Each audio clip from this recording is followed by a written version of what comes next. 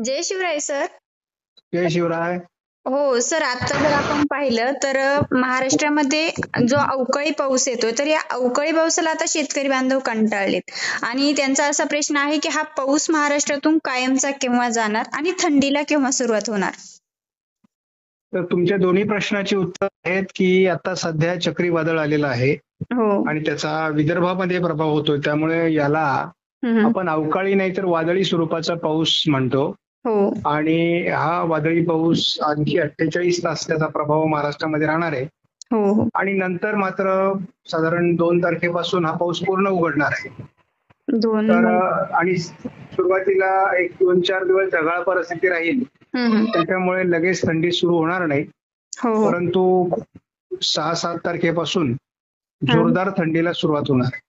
नोव्हेंबरमध्ये काही जास्त पाऊस नाहीये, त्यामुळे पावसाला कंटाळलेल्या शेतकऱ्यांना आपले एवढंच सांगणं आहे की आता फक्त 48 तास हा त्रास आहे, त्यानंतर कडक ऊन पडणार आहे आणि जी काही अतिवृष्टी झालेली आहे त्यापासून आपलं जे नुकसान झालंय त्यातून आपल्याला पुन्हा सावरण्याची संधी मिळणार. त्यामुळे शेतकऱ्यांनी आता घाबरायचं नाही. वातावरण पूर्ण बदलणार आहे, फक्त आपल्याला हे 48 तास सांभाळायचे. हो सर, जे 48 तास तुम्ही अजूनही सांगताय की अवकाळी पाऊस किंवा हा पाऊस होणार आहे वादळी, तर यामध्ये कोणकोणते जिल्हे असतील?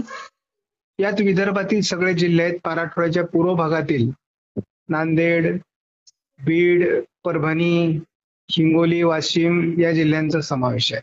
त्याचबरोबर अमरावती, अकोला किंवा बुलढाणा आणि नागपूर, भंडारा, गोंदिया, चंद्रपूर, गडचिरोली, यवतमाळ, वर्धा हे विदर्भातील जिल्हे या वादळाच्या पट्ट्यामध्ये येतात. तर बाकी कोकणातील जिल्ह्यातला पाऊस आता कमी होणार आहे. सोलापूर, सांगली, सातारा, कोल्हापूर या भागातला पाऊस कमी होणार आहे. फक्त जळगाव, धुळे, नंदुरबार या उत्तर महाराष्ट्रातील काही जिल्ह्यांमध्ये आणि नाशिकमध्ये किंवा अहिल्यानगर, छत्रपती संभाजीनगर, जालना या जिल्ह्यात थोडा पाऊस राहील या 48 तासात आणि मग नंतर महाराष्ट्रातला पाऊस उघडेल. हो हो, नक्कीच. सर, आता हा शेवटचा पाऊस आहे, वादळी हा पाऊस. शेवटचा पाऊस आहे. याच्यानंतर पाऊस जरी आला तर अतिशय किरकोळ स्वरूपातला असणार आहे, असा आपल्याला फार त्रास देणारा नसेल. हो, नक्कीच. म्हणजे पिकांना पोषक असतो. पुढे येणारा पाऊस जे रब्बी पिकं असतात आणि त्यामध्येही जी कोरडवाहू पिकं असतात त्यांना जीवदान देणारा तो पाऊस असतो, त्यामुळे तो पाऊस आपल्याला हवाचा असतो. हो, बरोबर.